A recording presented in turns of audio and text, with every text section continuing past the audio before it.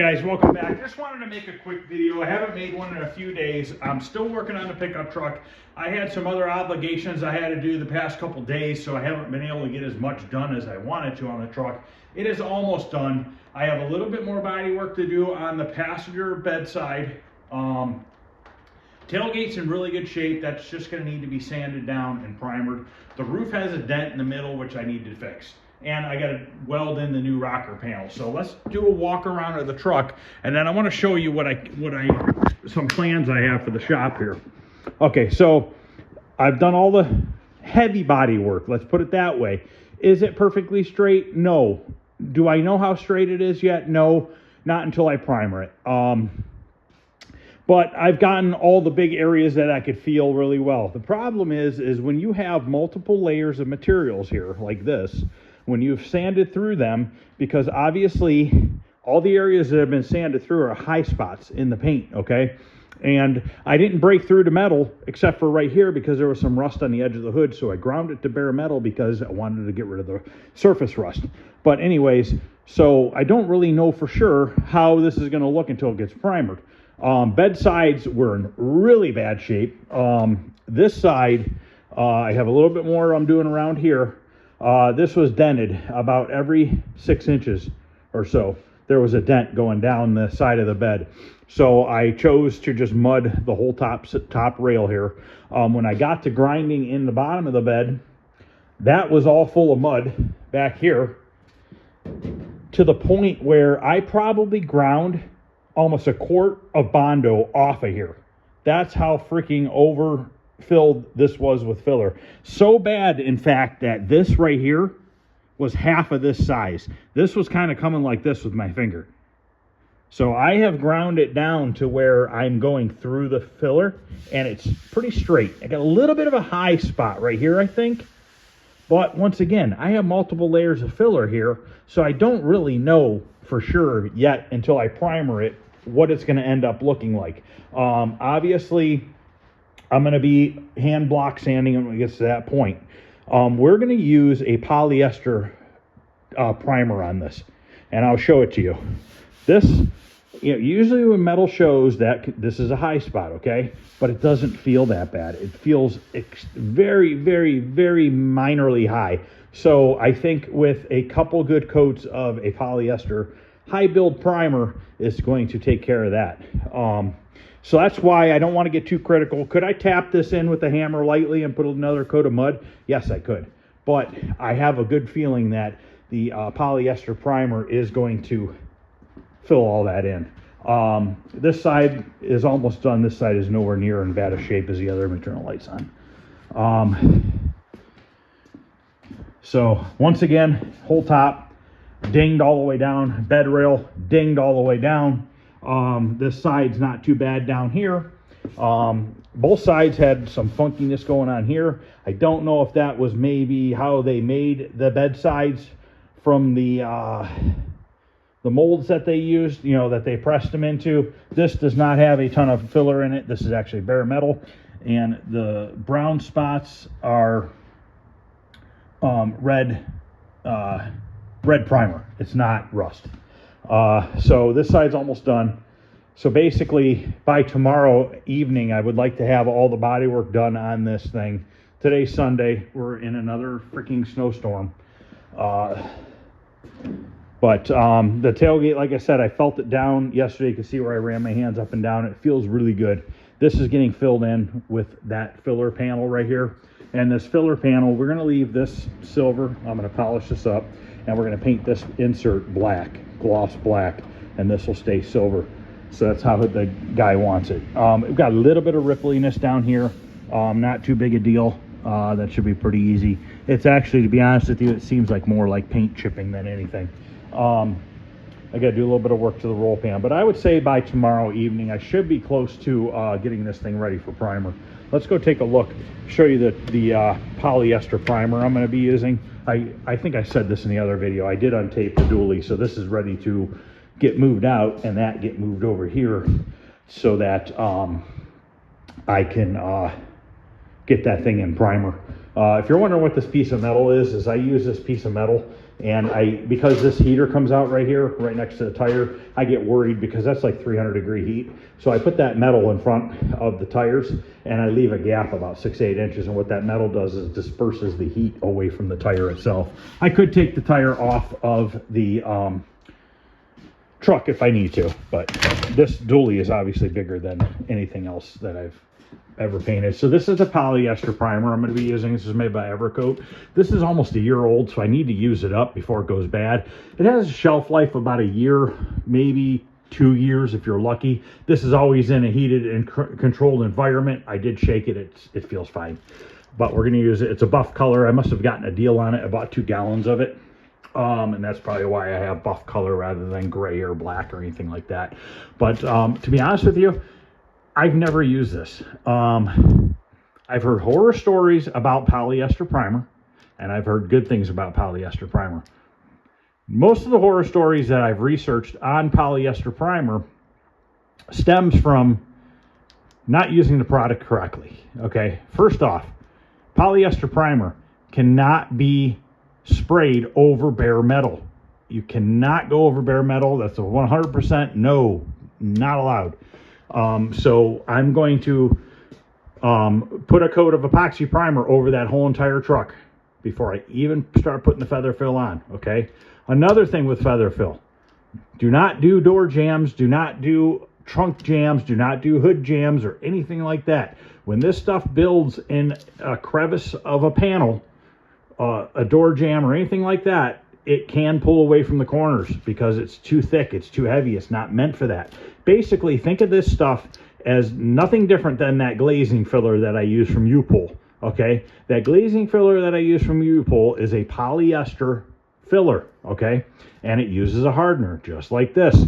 So long as you use the products correctly, I don't see that there's a problem with it. Now, this is Feather Fill Generation G2, which this is the newer one. I think the first one that came out, there were a few more issues with it. And I can't say, because I've never personally used it ever in my life until this truck. And I thought this truck would be a good one to try this on because of all the different layers of paints and primer and body filler and stuff that's happened to the vehicle.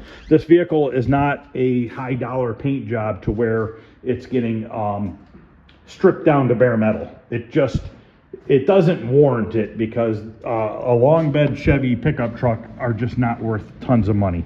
And the guy doesn't want to sink a ton of money into it, and I don't blame him, you know. And it's also going to be a satin black paint job. It's not going to be a shiny black paint job. But I thought that polyester primer, this truck was a really good candidate for me to try it on. I'm going to bake it. I got to read the directions on it still. Actually, let's go look at that again real quick. I don't know if the can itself says whether or not you can bake that.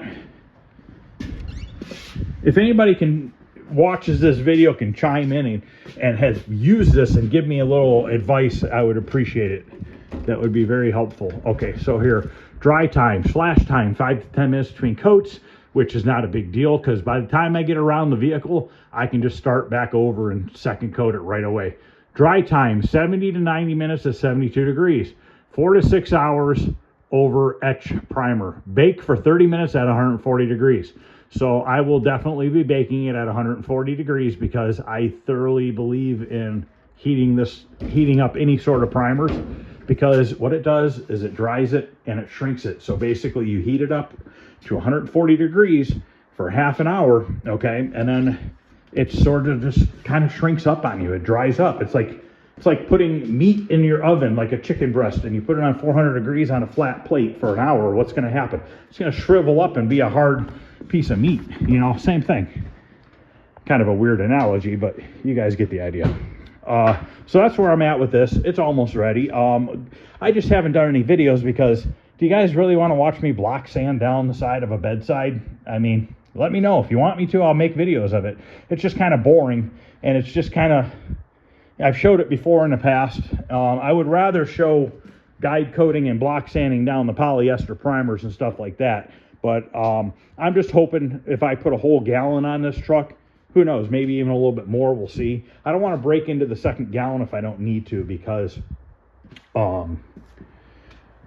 once you open it, it definitely lowers the shelf life of it. Also, after I do the polyester primer and I block this thing down, I'm going to primer it one more time with the gallon of black 2K primer that was given to me with this truck to use on this truck. He had already purchased it and he gave it to me. He said, hey, use this on the truck. So I'm going to use black as the second primer because if I break through anywhere, I'm going to see it really easily because it'll be gray underneath, or buff color underneath, I'm sorry, tan colored. So I'll definitely know if there's highs and lows. And B, I don't know that I'm going to seal this truck before I paint it. I don't think I'm going to because it's going satin black. It is a single stage color. I mean, I'm clear coating it, but it is a non-metallic color, I should say. And being a non-metallic color hides sanding scratches. Plus, being satin finish is also going to, you shouldn't see it. Plus, I'm going to sand with 600 grit before I actually get into the painting process. So what I did was I ordered, get these stickers out of here real quick. I have been really liking, when I restore these arcade games and pinball machines and stuff, we reprint all these stickers, and with the serial numbers and everything exactly like the serial number that was on there. Everything's identical, nothing's forged or anything like that. But we print everything because 9 times out of 10 these stickers, when you try to tape over them to paint the cabinet, they just you peel the tape off and it takes a sticker with it. So we just reprint everything. I do have an airfile board, which I use that on occasions as well, the big one. So I've been liking this sandpaper screen rather than regular sandpaper. Plus, I use the screens because they work well with my dust collection system by Indasa. So I have the Indasa sanding system here, and I have 3M sanders that work on it. And this Indasa sandpaper is really nice because it's a screen. It cuts really quickly. Now this is 600 grit here. We will be using this 600 grit after I'm done with my final block sanding on my second primering of the vehicle with the 2K primer.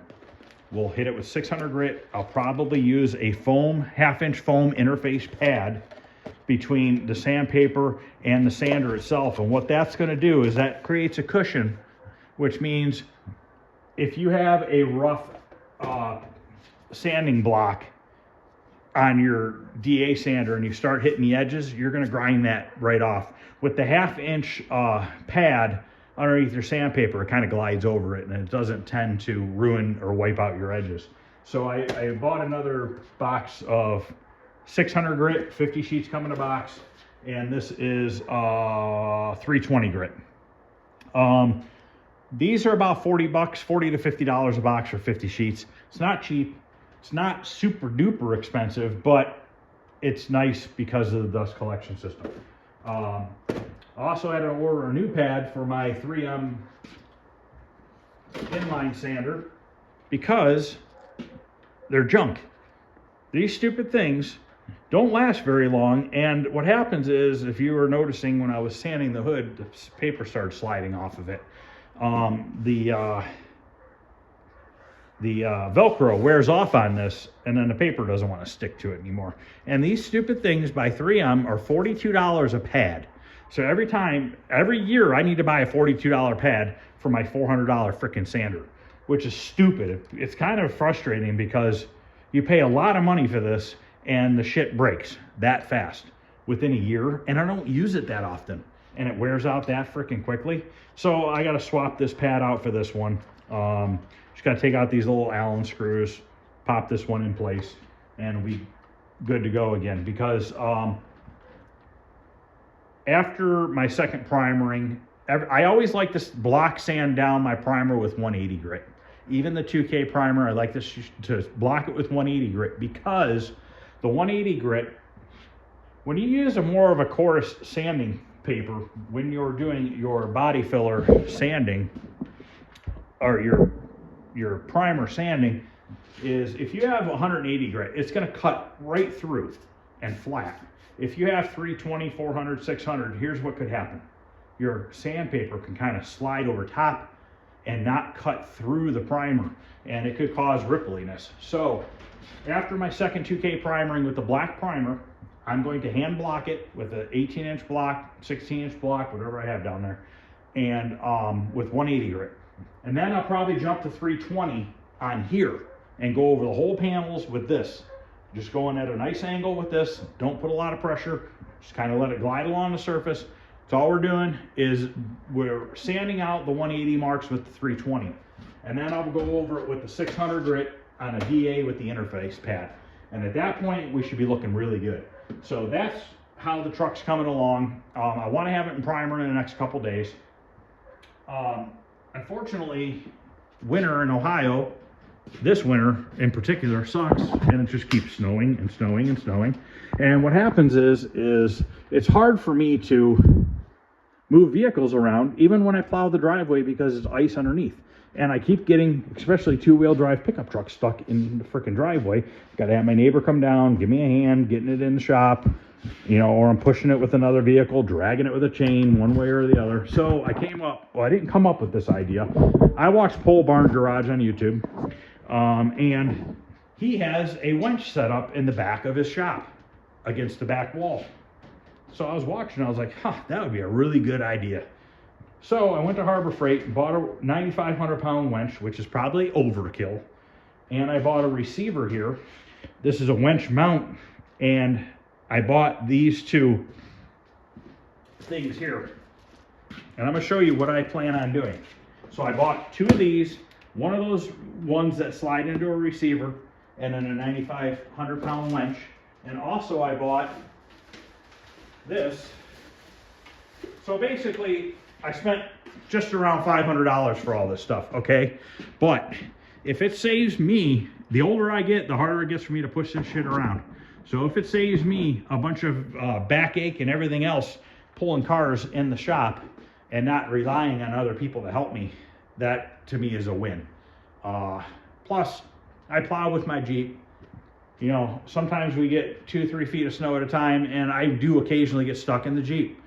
And it would be nice to just take this winch, stick it in the receiver on the Jeep, and be able to get myself unstuck without, once again, relying on a neighbor to come down and give me a hand. But anyways, for $69, they have this cordless remote control, okay? So I could be pulling a vehicle in here, and I technically could be sitting in the vehicle steering it while using the remote control to pull me into the shop. So this should work out extremely well. So let me, we're gonna open this because I wanna look at it. But anyways, what I'm gonna do is, I'm gonna take one of these two receiver hitches.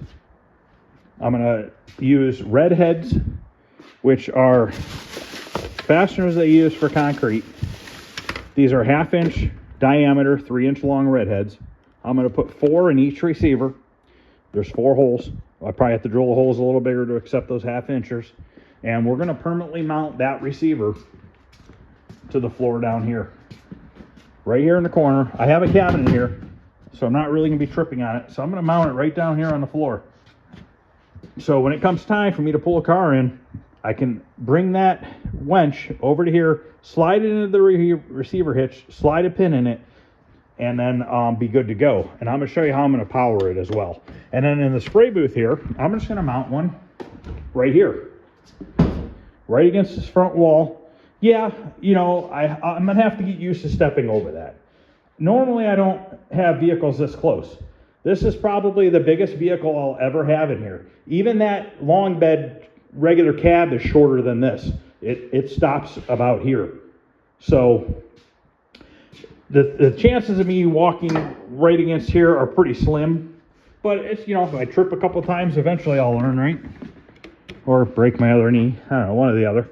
But anyway, so how I'm going to power this, because it's 12 volts DC, not 120 volts AC, I actually have a pretty big jumper box, which I've been using to move the dually in and out because I don't have a battery for the dually, and the dually motor runs just fine off of this jumper box.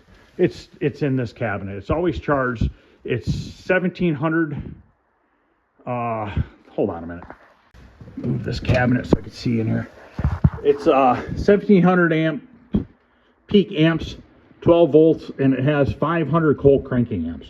So that shouldn't be an issue running that wench on that, because I can drive that dually in and out of the shop with that on the motor without a problem. So I would imagine it should not have an issue running that wench.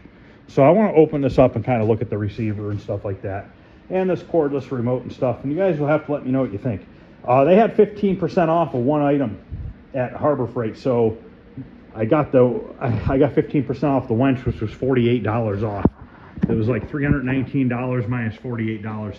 So like I said, with the redheads and everything, I think I spent about $510, but to not have to worry about getting stuff in and out of the shop anymore would be awesome.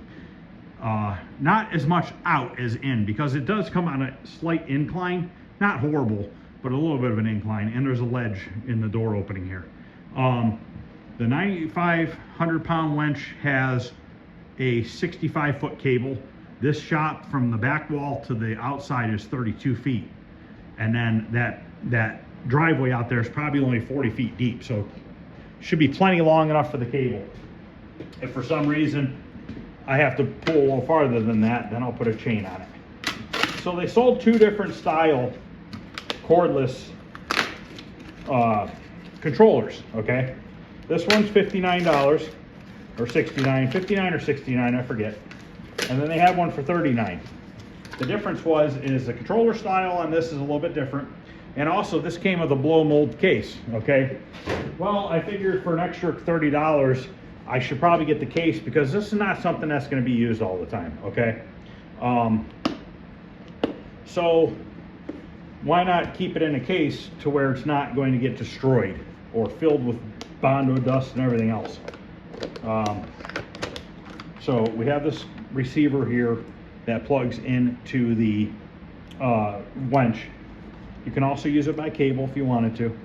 And then this just transmits, I don't know if it takes batteries or not yet. I have not checked. Looks like it takes a watch battery, 2 of them. I don't know if they're in there or not, but this will be nice to be able to not have to worry about having the cable hooked up. So there's that.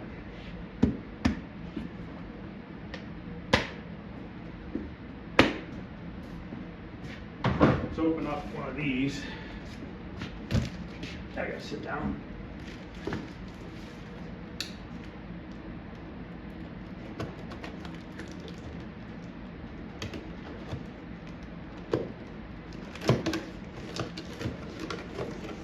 And when I get the back shop done, I could buy a 3rd or 4th one of these if I want, and put one against the wall on those first 2 bay doors, so that once again, the dually goes outside, it randomly gets stuck in the driveway, I can winch it into one of those other 2 bays.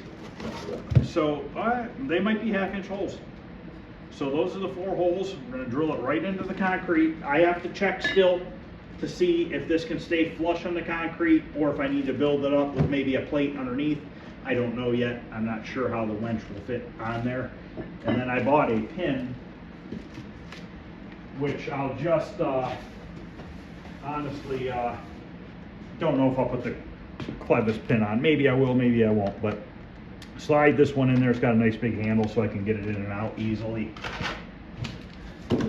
So that's that. That's going to get mounted to the floor in both areas, and then in the future in the other 2 bays as well. Let's look at the, actually we could probably look at the part that goes on the wench right now, because that will probably tell us if I have to build up the plate off the concrete or not.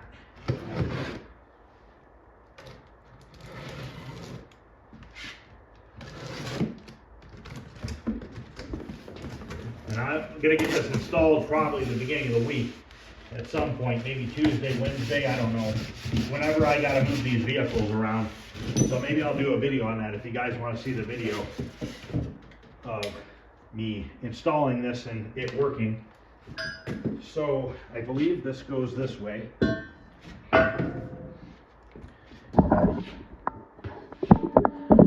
This shit's heavy. That wench has gotta be 100 pounds. So it's going to be a little bit, I think what I'm going to do is I'm going to go back to Harbor Freight and buy one of those little carts. I actually have a couple around here. Those little wooden carts with the wheels and the carpet on the 2 rails. And I think what I'll do is take that winch with this attached to it when I'm not using it onto that cart, and I can just roll it to wherever I need, you know, from one bay to the other or whatever. So it looks like I'm going to have to raise this up a little bit, maybe. That's close. Actually, I could probably just tilt it a little bit. Worst case scenario, I'll put a flat washer or 2 underneath the plate that goes on the floor. But that's going to work. That's going to work really well. So I'm excited about this. This should definitely save my ass from getting shit and having to push it in. Looks like this comes with all the bolts and everything in here. Oh, it actually came with a pin. It didn't say on the box that it came with a pin, so I bought one. It was only $5. Figure better be safe than sorry. I don't know what these are for. Some sort of adapters or something. I don't know. We'll have to read the instructions. But yeah, maybe if you guys want to see this, I'll make a video on installing all this and how it goes, because it'd probably be a good idea for anybody else that's doing stuff like this by themselves. And once again, you know, I plan on doing my own vehicles only in the future here. And I don't do a lot of vehicles for people unless I know them, you know, as far as friends and family. But eventually I want to just do my own stuff. And it would be nice to be able to be totally self-sufficient and not need anybody's help getting stuff moved around. I'm not going to open the winch right now. We understand that, I'm sure. But that's pretty much it. Also, I got one other thing on Amazon when I ordered my sandpaper, which I thought was really cool, because on this truck, these drip rails come off. So I took them off for paint, okay? And they are self-tap screwed into the truck itself. And when they go back in, I'm going to squirt a little silicone in those holes and put them back in so that they don't leak. But anyways, those screw heads were painted. And, you know, what am I going to do? Repaint the screw heads? So on Amazon, I found self-tappers that are black already. So once I paint the truck and I go to put those drip rails back on, I can just use some brand new, I don't know what this is, the black coating, what is that? I forget what it's called. I can't think of the name of it. But anyways, I think this is like 30 bucks maybe, but it has all different size, they're hex head self-tappers, so I can just put new ones in that have a nice coating on them that shouldn't flake off like it would if I were to paint them regular. They also have some regular Phillips head self-tappers as well. But I thought that was pretty cool to get this. Always needing black bolts here and there for stuff, and it's just nice to have that whole set. So pretty much that's it, guys. Just figured I'd make a quick video on what was going on and how the truck was coming along, and my idea with the winch and everything after seeing it on Pole Barn Garage. I've actually seen it on there a few times, and it never really dawned on me until yesterday when I'm just about, you know, done with this and I need to move that out and we got another stupid snowstorm. I'm like, you know what? That's a really, really good idea. I almost bought the 5,000 pound, but I was thinking you're only supposed to use like 40 or 50% of the total weight of the winch, they say, something like that. I looked it up online, and you know, for the most part, 5,000 pound would probably be fine for a vehicle that's rolling. But I figured, you know what, it was an extra. The 5,000 pound was $170. This one was $300, so it was almost double the price minus. But I got 15% off, which was 48 bucks. So in theory, if there wasn't a sale going, this would have been the better deal anyways for me, because it's almost double the size of the 5,000 pound, and I should never max that out to where I ever have to worry about it. So, all right, guys. Well, thanks for watching. Let me know if you guys want to see me do some more body work to this, or probably just wait until I do the primering, really. But I will make a video on setting up this winch and everything, and we'll use it on the video. We'll see how the cordless remote works, all that good stuff. And we'll actually pull both of these trucks outside on their own power, but then the dually, I'll wench it back in on this side. And the other benefit of the wench being mounted directly to the concrete at the floor level is no matter how low your vehicle is, that cable is going to be traveling probably only about 6 inches from the concrete floor. And we don't have a big ramp outside to where we're coming up on an angle. So in theory, that cable should never interfere with the bottom of a vehicle as far as like ripping off a lower balance or anything like that, because it is so low to the ground. So thanks for watching, guys. Let me know what you think of this idea, and let me know what you think of the truck. Any questions or comments, feel free to ask. Please hit the thumbs up. I'd really appreciate it. Other than that, I'll be back out here tomorrow. I'm actually going to go in my basement and work tonight on cleaning up some arcade stuff. Other than that, that's pretty much it. I'm not going to work on the truck today. I was going to finish up that bedside, and I said, screw it. It's already 2 o'clock in the afternoon, almost 3 o'clock. I've been running around since 9 o'clock this morning, getting stuff done, getting stuff ready for the week ahead, work-wise. Still got to go get another 5-gallon pail of wash thinner that I wasted last week. But other than that, I should have everything I need here. I have some more sandpaper coming tomorrow as well for my inline sander. I always stock way more sandpaper than I need because I usually only buy sandpaper once or twice a year for the most part, because I use a Velcro back sandpaper, so you can switch from 80 to 180 to 320 and not ruin the piece of sandpaper.